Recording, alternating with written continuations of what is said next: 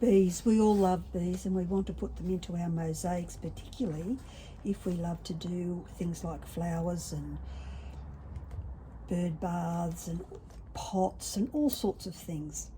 There's lots of bees to choose from and also colours that bees come in, so you can find the bee that suits exactly the thing you want to do.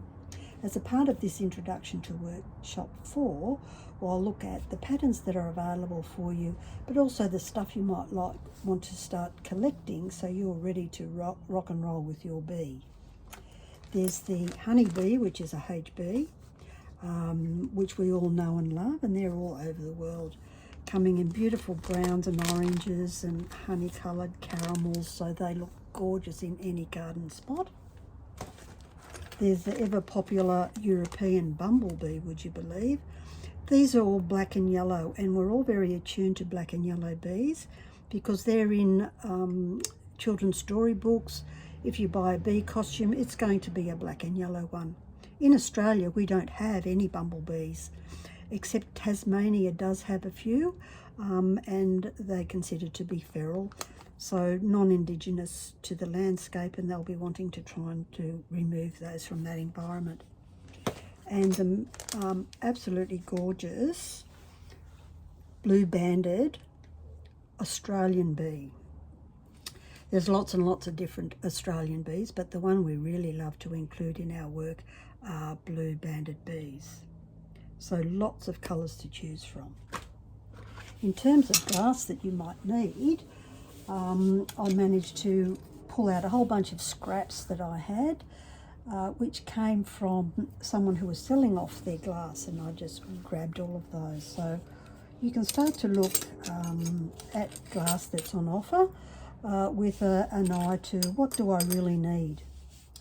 With the honeybee, I found this lovely, gorgeous textured glass that is perfect honeybee colour in strips. And when we look at how to cheat cut a bee body, it's going to work out really, really well. Then, of course, just some clear glass. If you don't have black glass, to save you stop buying black glass, I'm going to use this clear glass for the bee body, but black glue and just turn the glass black, so I don't need to spend any more money on black glass. Alternatively, you can buy black glass if that's what you want to do. I've got some scraps here which I'll use for the bumblebee, but not for the blue-banded bee. I also use that for the honeybee. Then with the blue-banded bee, if you can find glass that is this colour, metallic-y, sort of aquamarine-y, aqua colour, or something similar, blue-banded bee does reflect these colours. Absolutely gorgeous. However, I'm not going to buy glass specifically like that. You might be able to get iridised glass that is that colour. I've got these scraps. I'm going to cut those into long strips, and I'm going to use these colours, or the long strips, for my blue-banded bee. If I use black glue behind that, it will take it down a shade. If I keep it to white, it will keep it nice and bright. So I might keep that nice and bright.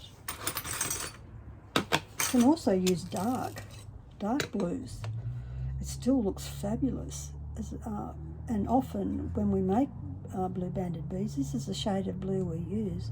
So we can really adjust and adapt the colour of the blues, depending on the light that's shining on the bees, to whatever it is that we want. So that takes care of the bodies. Now with the bees, except for the bumblebee, the honeybee and the Australian blue-banded bee have brown furry abdomens and heads. And this was also in the box of scraps, which is sort of a textured, it could sort of fake it for a furry bee body, but really great colour and texture for that part of the body.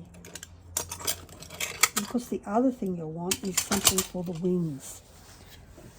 I've got this beautiful translucent glass, which I'm going to use a coloured glue underneath to create beautiful golden wings for the blue-banded. They generally have actually darker, browner coloured wings, but hey, it's art. We can use whatever colours we want. So they're going to be lovely golden wings. This glass is sort of golden on one side and blue iridescent on this side. So I'm going to have this part close to the body and the lovely golden stuff where the wings are outstretched. Gorgeous yellow glass for the bumblebee with the black glass. It will have a fabulous bumblebee with that. Lots and lots of fun.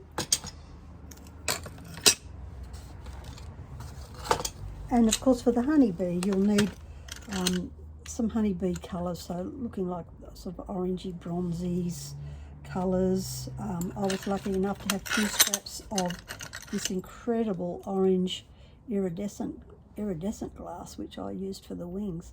There was only just enough for 2 sets of wings. I felt really lucky to have those scraps.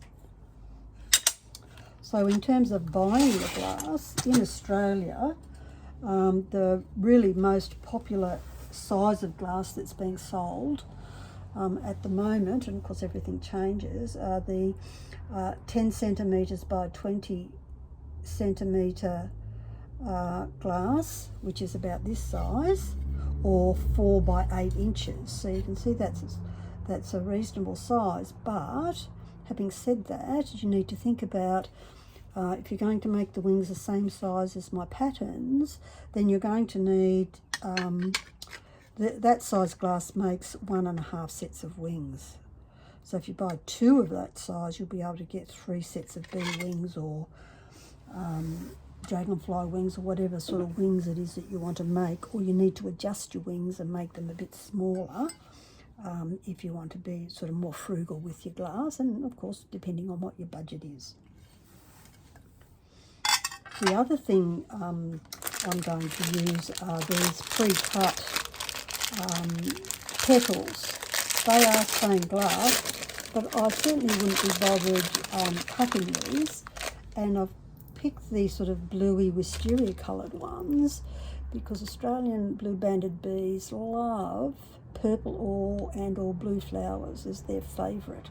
So I'm going to try and make some probably blue salvias, or maybe just little daisy patches for the bees to fly around in. And I've got this lovely big bag at a really reasonable price, and who would want to be bothered cutting the petals out when you can buy them already made up.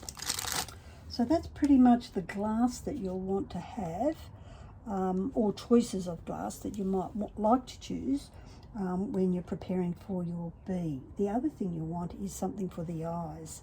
So I'm going to use one of these 12mm diamond spots. So it's about maybe 6mm deep. And I'll cut that in half, and that will be used for one of these beads for the eyes of the bee. And then of course whatever tiles you want for the background, depending on where your bee is going to be placed. I generally use 2 centimetre tiles for most of my work because I don't work with things that are too small. So it's really think about how your bee is going to fit in with your mosaic and the colour that you want your bee to be. And as you can see, you can have all sorts of coloured bees. And really, it's just up to you what you want to do with them. And that's pretty much it.